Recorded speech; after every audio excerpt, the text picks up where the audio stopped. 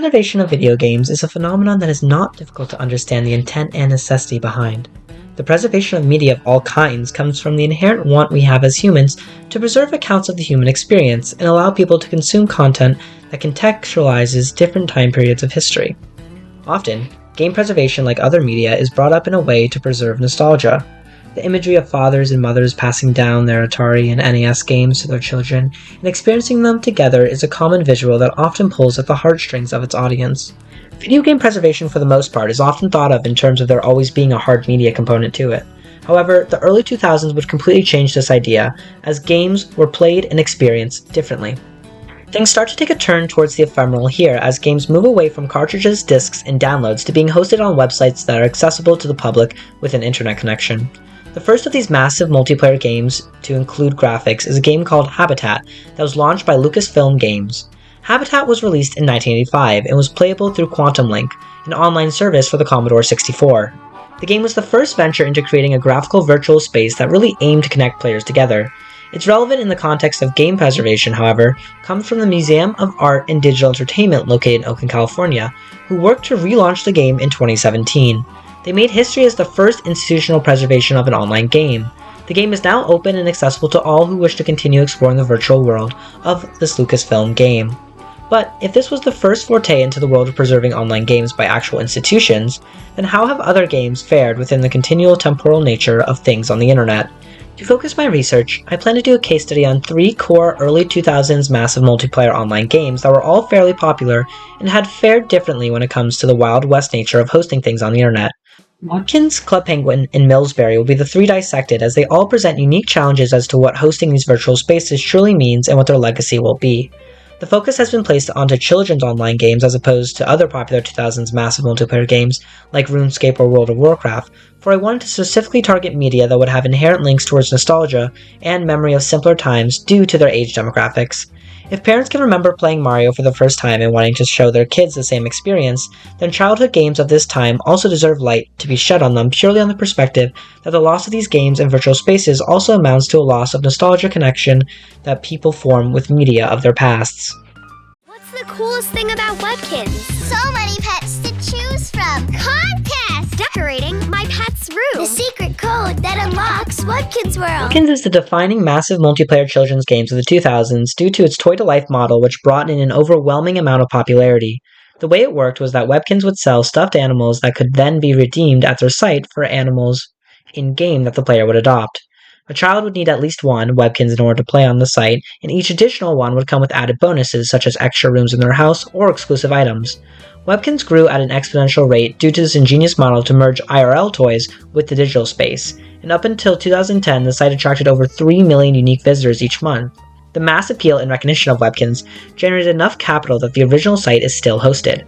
However, in 2019, they moved to start a new generation of Webkins by releasing the 2.0 line that would give users 2 codes for what was now separated into Webkins Classic and New Webkins.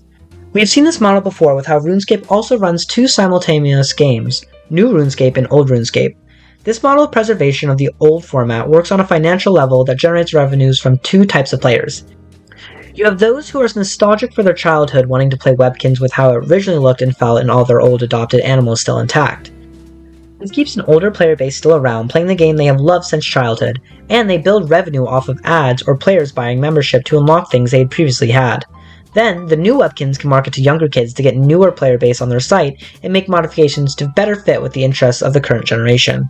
This model is great for game preservation, as if you can create something that is financially viable with both models, then you have companies preserve games past their expected expiration date. The closer a company becomes to a monopoly level of wealth like Nintendo, the more their games and products will be preserved. The true risk is in losing things that were not as lucrative or supported.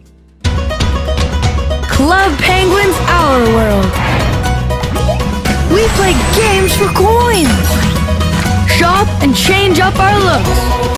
This moves us into the realm of Club Penguin, another wildly popular children's site of the early 2000s, but lacked the same lucrative opportunities that Webkins had. Club Penguin was purely a subscription-based profit scheme, thus they were not getting additional money from the Toys to Life model that Webkins had employed. So despite having over 330 million total accounts and being acquired by Disney in 2007, the site still shut down in 2017 due to failed projections and falling revenue.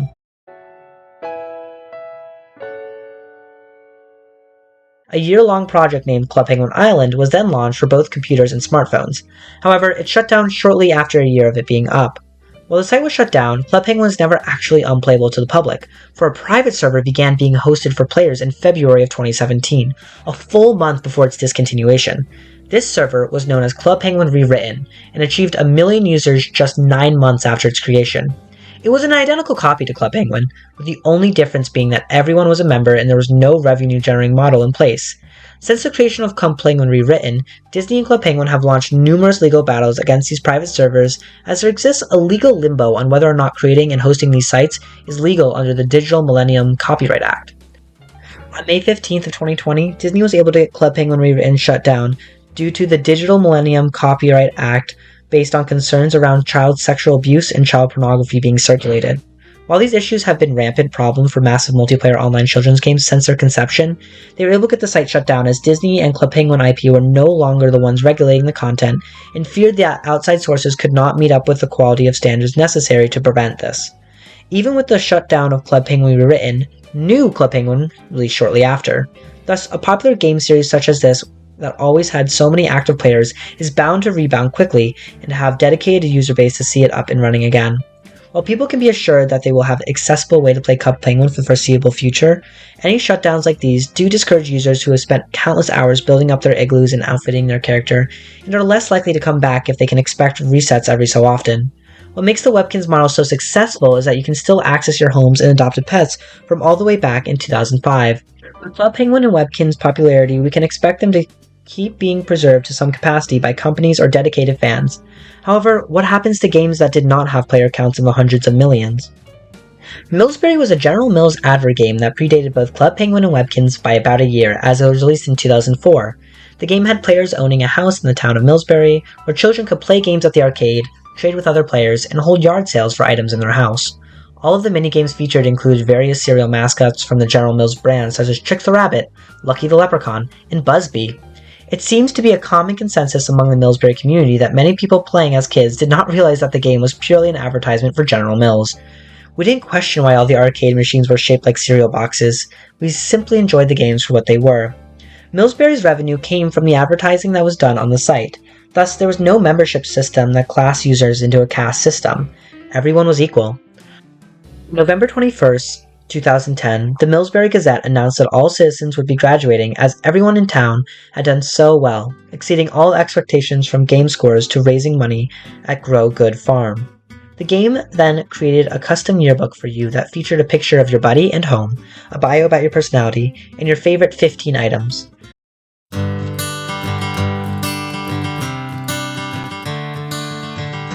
Players were allowed to print the yearbook as many times as they liked up until the last day of the site, December 31st, 2010. And with that, Millsberry was gone, never to return. Or so we thought. In my search for new Millsberry content, I came across a Reddit post that linked to a GitHub of a user named Tyler the Loser, who was looking for help in the rewriting of Millsberry.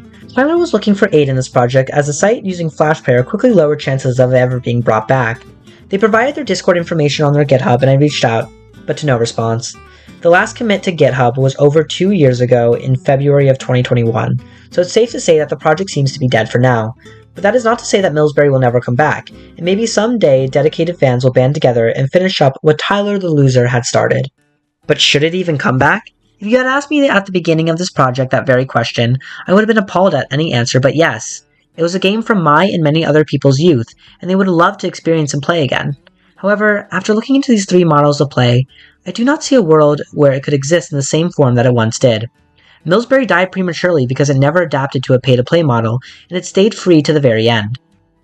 But it got to go out during the height of the website-based massive multiplayer children's games. There was a conclusive finale with the yearbook system that let users graduate to bigger and better things, while taking a memento of their memories of the site with them. In the preservation of these digital spaces, it is impossible to try and preserve what they were like in the early 2000s. Even if you were to play classic Webkinz or the new Club Penguin, it would be out of remembrance for what the site once was.